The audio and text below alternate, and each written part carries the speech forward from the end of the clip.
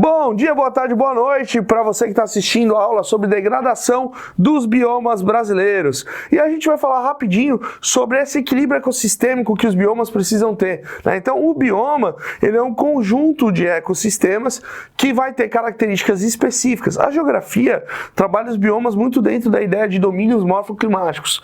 A ideia de biomas é muito mais próxima da biologia do que propriamente da geografia, embora nos domínios morfoclimáticos a gente trabalhe com esse equilíbrio ecossistêmico, mas trabalhando também a questão do georreferenciamento, da espacialização e por aí vai. Dentro dos domínios morfoclimáticos, a gente trabalha analisando o relevo, analisando o clima para entender esse equilíbrio. E aí, quando a gente trabalha com os biomas, a gente vai trabalhar bastante o conceito de biodiversidade, que tem a ver com a variedade de espécies animais e vegetais que um determinado bioma apresenta.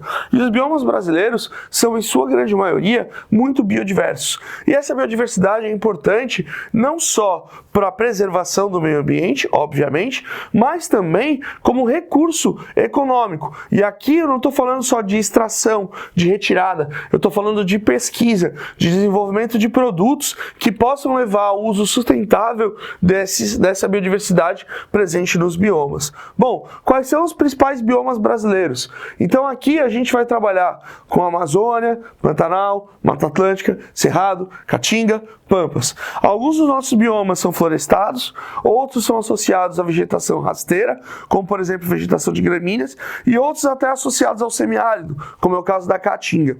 Bom, cada um desses biomas vai sofrer um tipo de impacto diferente, mas de modo geral, as atividades que mais têm gerado impacto sobre os biomas brasileiros são essas aqui, ó, as associadas ao desmatamento, associadas à atividade mineradora e ao processo de construção de rodovias hidrelétricas e outras infraestruturas. Vamos começar falando um pouquinho sobre o desmatamento, que está muito associado também a queimadas. Isso porque o desmatamento muitas vezes é realizado para abrir espaço para outras atividades econômicas. É o caso, por exemplo, da produção de gado e de soja no Cerrado e na Amazônia. Não esquece que a partir da década de 70, com a Revolução Verde, houve a necessidade de abertura de novos espaços agropecuários no Brasil. E aí, os colonos do Sul e do Sudeste migram em direção à região Centro-Oeste e à região amazônica procurando terras mais baratas, fazendo então com que esses domínios passassem por fortes processos de desmatamento, que podem ser associados ao corte das árvores ou à retirada delas com o correntão e também com os incêndios utilizados para a limpeza do solo e o processo de fertilização desse solo.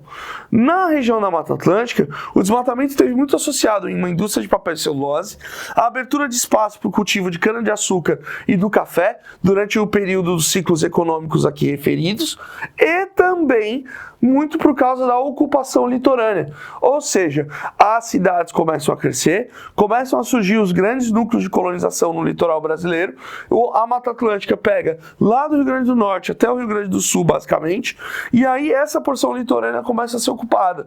E aí a Mata Atlântica começa a dar lugar ao processo de crescimento das cidades brasileiras e posteriormente ao processo de urbanização, fazendo com que a maior parte da Mata Atlântica brasileira se apresente hoje como Mata Atlântica secundária, ou seja, já não como primeira natureza, mas como segunda natureza, uma Mata Atlântica modificada e algumas vezes até uma Mata Atlântica já reflorestada. E aí agora a gente vai falar da mineração. A mineração é importante porque a gente teve recentemente alguns casos associados à degradação dos biomas brasileiros associado ao processo mineratório. E eu nem preciso falar para ti que está aí desse lado os dois nomezinhos importantes, mas eu vou falar por desencargo de consciência, Brumadinho e Mariana, certo? Então aqui ó, a gente trabalha com a poluição associada à mineração, primeiro com a ideia de poluição das águas. Professor, em Brumadinho e Mariana teve poluição das águas? Teve, mas aí por uma catástrofe associada a uma degradação, né, na verdade,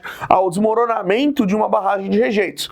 O que nós estamos falando aqui é da mineração de aluvião, aquela que vai na beira do rio com uma bateia, né, a peneira, chamada de bateia, fazer a chamada faiscagem, né? O cara vai faiscar e ele então vai achar dentro do cascalho que tem no fundo do rio ouro. Para separar o ouro do cascalho, ele vai utilizar um processo chamado amalgamagem. O que é isso? Ele joga mercúrio nessa água, o mercúrio junta com a pepita de ouro, fazendo então com que ela se separe do cascalho. O problema é que o mercúrio é altamente tóxico, contamina a água, contamina o solo, os animais e nós seres humanos, certo? Então aqui a questão dos rejeitos. Outra coisa, do uso do mercúrio, do metal pesado. Aqui a gente tem também a dinâmica de retirada do ouro a partir do jateamento. Os caras vão nos barrancos e utilizam água para fazer o processo de desgaste dos barrancos, para que essa água escorra e possa ser separada pelo maquinário. Isso também vai gerar poluição e vai gerar, por exemplo, assoreamento dos rios. Além disso, o processo erosivo, então a retirada do substrato do solo e das rochas, fragilizando esse solo e expondo esse solo ao escorregamento, que pode gerar desde catástrofes humanas, com a morte de pessoas e a perda de estruturas, quanto também o assoreamento do rio, que é a diminuição da calagem ou da profundidade do rio, fazendo com que o rio transborde com mais facilidade, ou, em alguns casos mais extremos, fazendo com que o leito do rio seque. Bom, e a questão dos rejeitos, ou seja, a mineração vai separar aquilo que pode ser utilizado pela indústria daquilo que não pode. E aí o que sobra muitas vezes acaba sendo colocado em barragens. Essas barragens nem sempre apresentam um processo de construção ou conservação adequado. E aí acontecem catástrofes como a de Brumadinho e a de Mariana, que estão muito associadas ao processo de negligência das empresas envolvidas, gerando, além da mortalidade de muitas pessoas, um processo de perda da biodiversidade, já que os rios que foram impactados e o solo onde houve o impacto dos desmoronamentos acabam ficando inutilizáveis e não dão mais suporte à vida nenhuma. E por último, a questão da construção de infraestruturas, como rodovias e hidrelétricas. A gente não pode esquecer que quando essas rodovias e hidrelétricas são construídas, elas vão se sobrepor sobre o espaço natural. Então, por exemplo, a construção de rodovias, como aconteceu durante os anos 70 e 80 no Brasil, na região amazônica, colocaram tratores e construções sobre áreas de floresta que até então eram intocadas, gerando perda de biodiversidade. Além disso, para a construção tanto das hidrelétricas quanto das rodovias, muitas vezes faz necessário, além da retirada da cobertura vegetal, a retirada das populações tradicionais, que vão ser deslocadas dos seus locais de origem e vão ser colocadas em lugares onde elas não conhecem a dinâmica natural e muitas vezes onde elas não conseguem desenvolver as suas atividades de subsistência, certo? É nesse contexto de expulsão da população tradicional que surgem os movimentos como o MAB, o movimento dos atingidos por barragem. Professor, mas isso não tem a ver com a biodiversidade. Na verdade, tem muito a ver com os biomas sim. Por quê?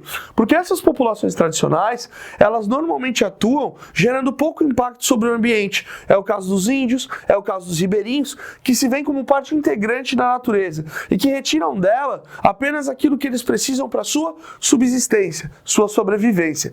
E isso, a remoção desses povos tradicionais, impacta diretamente no processo de preservação desses ambientes, uma vez que esses agentes de preservação já não mais vão estar presentes, ok?